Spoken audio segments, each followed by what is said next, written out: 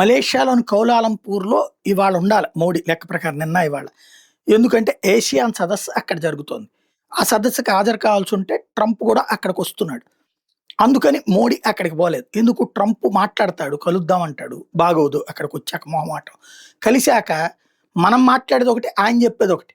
మనతో ఒక మాట చెప్తాడు, బయటోళ్ళతో ఇంకో మాట చెప్తాడు.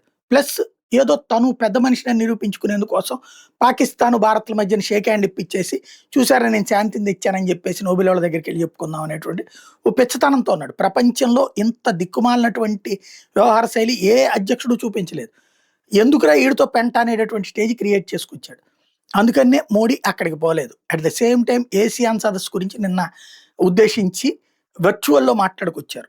అమెరికా అన్నటువంటి పేరెత్తకుండా ఆధిపత్యం ఉండకూడదు, నియంతృత్వం ఉండకూడదు. మనందరం కలిసి పనిచేద్దాం అన్నట్లు. అంటే అమెరికా నుంచి తగ్గిన వ్యాపారం ఏసియన్ దేశాలతో కొనసాగించేందుకు అడుగులు వేసుకొస్తున్నాడు మోడీ.